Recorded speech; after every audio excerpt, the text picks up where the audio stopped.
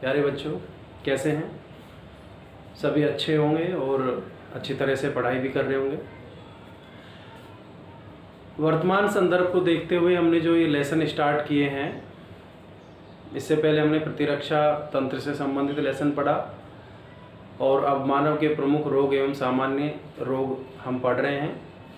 क्योंकि जैसा कि आपने सुना है कि पहला सुख निरोगी काया, तो उसी से हमने ये 12th क्लास की स्टार्ट की है। सबसे पहले हम अगर स्वस्थ रहेंगे, हम अपने प्रतिरक्षा तंत्र को मजबूत रखेंगे, हम विभिन्न रोगों की जानकारी प्राप्त करेंगे कि कोई रोग जो है वो किस कारण से हो सकता है, कैसे फैल सकता है और कैसे हम उससे बच सकते हैं।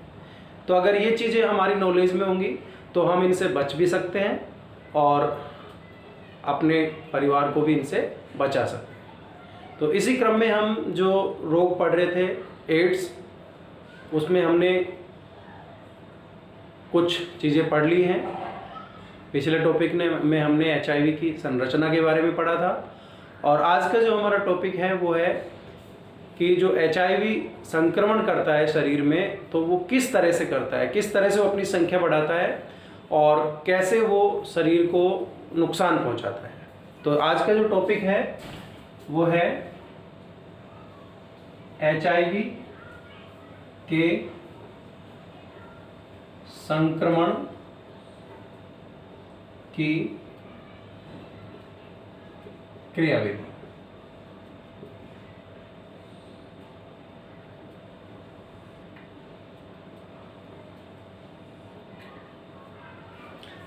HIV के संक्रमण की जो क्रियाविधि यानी जो मैकेनिज्म है उसको हम समझते हैं। मान लीजिए ये HIV है, इसका RNA है जो कि सिंगल स्टैंडर्ड RNA होता है। ये कुछ एंजाइम है इसमें। हमने इससे पहले देखा कि ये एक प्रोटीन के खोल से चारों तरफ से घिरा होता है। दो खोल होते हैं इसके चारों तरफ, और ये जो खोल हैं इनको हम कैप्सिड कहते हैं। क्या कहते हैं? कैप्सिड। इसके चारों तरफ भी दो आवरण थे।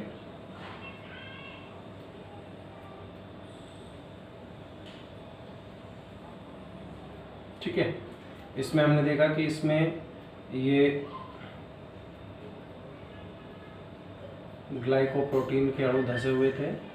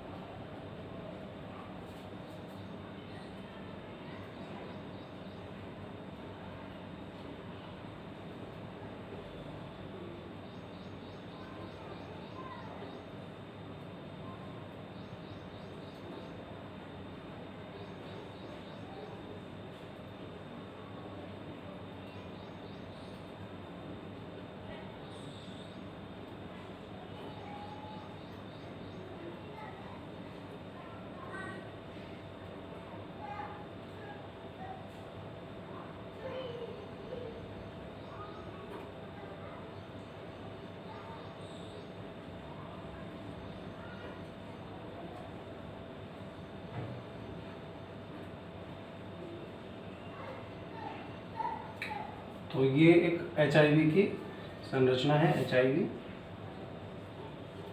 ठीक है, ये इसका सिंगल स्टैंडर्ड RNA है। ये GP41 और ये GP120। तो इस तरह से ये ग्लाइकोप्रोटीन अणु इसमें धसे हुए हैं। अब ये जो HIV है, सबसे पहले तो ये जो HIV है ये हमारी परपोषी कोशिका है।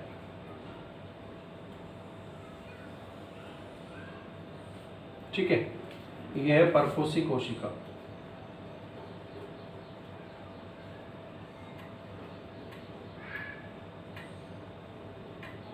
यानी वो कोशिका जो वायरस से संक्रमित होने वाली है और जिसके अंदर वायरस अपनी संख्या बढ़ाने वाला है। तो सबसे पहले तो ये जो HIV है इसकी अपन ने ये संरचना बना ली है। अब हम क्या देख रहे हैं कि जो HIV है ये यहाँ पर इस कोशिका से जुड़ेगा। अब इसको थोड़ा सा अपन सिंपल स्ट्रक्चर बना देते हैं इसकी, ठीक है। ये अपन इसके चारों तरफ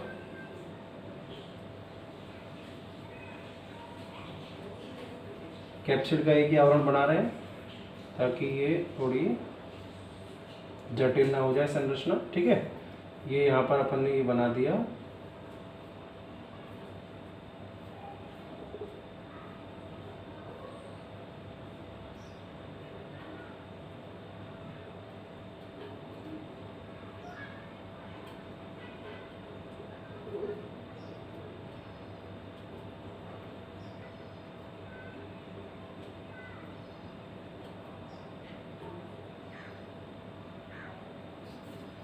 ये जो परपोषी कोशिका है, तो ये परपोषी का कैप्सिड है, ये इसका आवरण है और ये इस पर जो इस तरह से हमने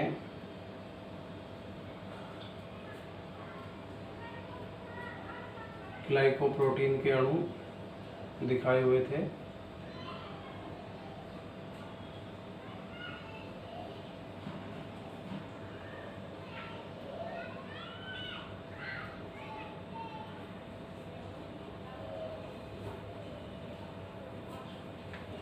तो इस तरह से ये जो HIV है इसने अपना सिंगल स्ट्रैंडेड जो RNA था वो RNA परपोषी कोशिका के अंदर प्रवेश करा दिया। यानी RNA जो है परपोषी के अंदर आ चुका है। अब इसके ऊपर जो रिवर्स ट्रांसक्रिप्टेज एंजाइम था, कौन सा एंजाइम, ये जो RT रिवर्स ट्रांसक्रिप्टेज जो एंजाइम है, इस एंजाइम की सहायता से एक प्रक्रिया होगी जिसका नाम है रिवर्स ट्रांसक्रिप्शन।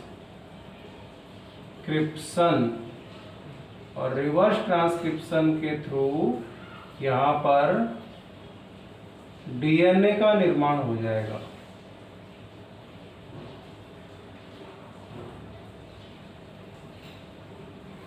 यानी कि ये बन गया डबल स्टैंडर्ड DNA।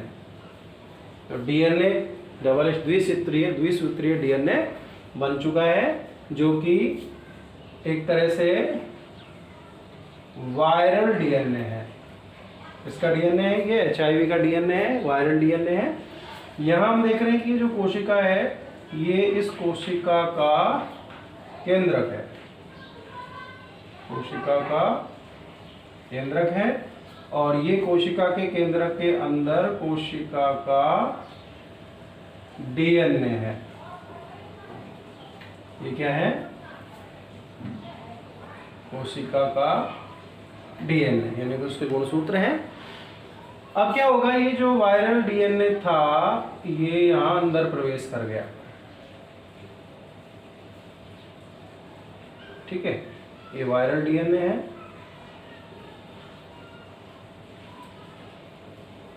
और प्रवेश करके ये वायरल DNA परपोषी के DNA के साथ जुड़ जाता है। यानी ये जो DNA है यहाँ पर अपन इसको दिखा देते हैं कि ये परपोषी के DNA के साथ वायरस का जो DNA है वो जुड़ चुका है। यानी परपोषी के DNA के साथ वायरल का DNA जुड़ जाता है। दोबारा देखते हैं, वायरस ने अपना RNA अंदर प्रवेश करा दिया, RNA से DNA बन गया वायरस का, वो DNA केंद्रक में प्रवेश किया और केंद्रक में जो DNA था परपोषी कोशिका का उसके साथ जुड़ गया और उस पर अपना अधिकार जमा लिया। यानी अब ये परपोषी के DNA को अपने उत्पाद बनाने के काम में लेने वाला है। यानी अब इस DNA से जो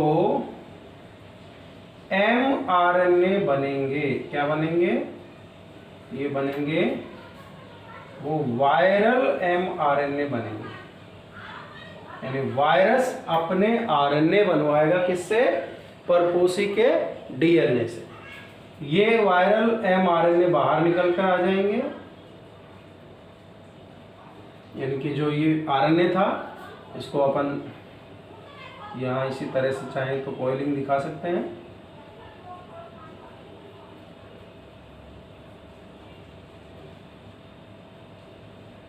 ठीक है, तो ये हो गए वायरल mRNA। ठीक है, तो वायरल जो mRNA बने, इन वायरल mRNA से कुछ तो बन जाएंगे प्रोटीन के कंपोनेंट, यानी कि ये बन गए वायरल प्रोटीन।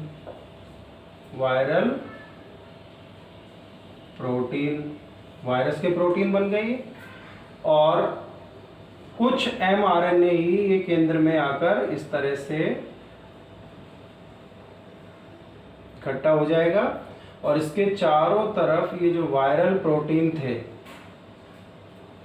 ये यानी कि वायरल RNA और वायरल प्रोटीन मिलकर पहले तो इसके चारों तरफ कैप्सिड बनाएंगे,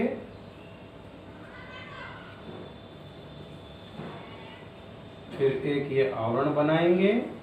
ठीक है, और ये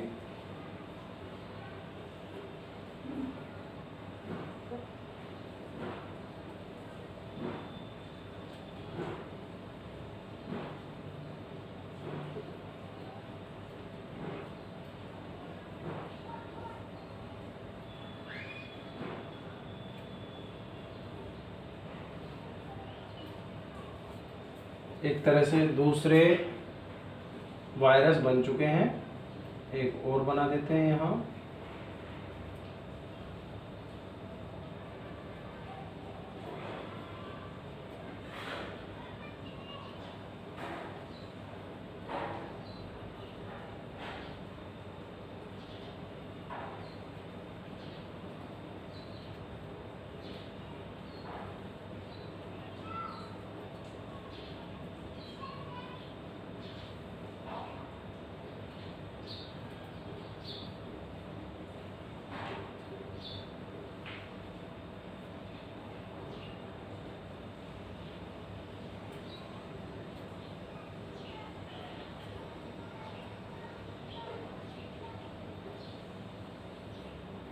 ठीक है, तो ये जो संतति ये बने हैं HIV, ये फिर इसकी कोशिका जो झिल्ली है इसको लाइस करके बाहर आ जाएंगे।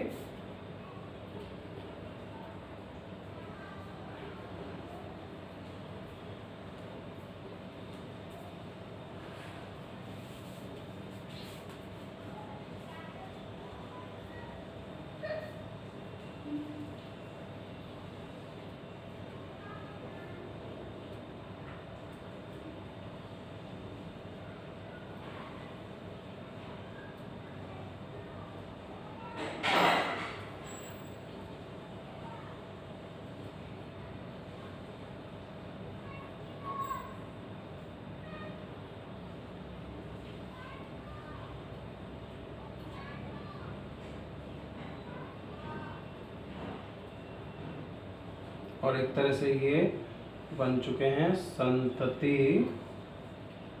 HIV। ठीक है, दोबारा रिपीट करते हैं। ये HIV है, ये इसका सिंगल स्टैंडर्ड RNA है, ये RT एंजाइम है। सबसे पहले ये HIV किसी परपोषी कोशिका की सतह पर जुड़ेगा। ये ग्राही है, इस ग्राही की सहायता से, CD4 ग्राही है, इसकी सहायता से ये जुड़ गया अपने GP41 और GP120 के द्वारा।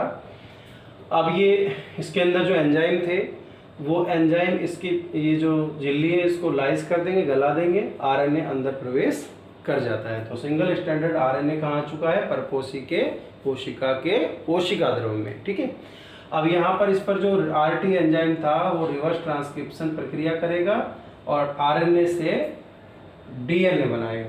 DNA बन चुका है। अब ये DNA जो है ये केंद्र के अंदर प्रवेश करेगा और वहाँ उसके परपोषी के DNA से जुड़ जाएगा उस पर अपना अधिकार जमा लेगा और उससे अपने mRNA बनवाएगा। ये mRNA बाहर आएंगे, इनसे वायरल प्रोटीन बनेगा। mRNA से प्रोटीन बन सकता है ट्रांसलेशन प्रक्रिया के थ्रू। इससे कुछ mRNA और प्रोटीन आपस में जुड़कर संयोग करके असेंबली करके और संतति HIV बना लेंगे, जो इसकी ये जो झिल्ली है इसको गलाकर बाहर आ जाएंगे और इस तरह से बहुत सारे HIV बन जाएंगे। तो ये HIV के संक्रमण की क्रियाविधि है। इसको अच्छी तरह से डायग्राम को समझ लें, बना लें और अपनी स्टडी को घर में सुरक्षित रहते हुए जारी रखें। Be safe, stay home.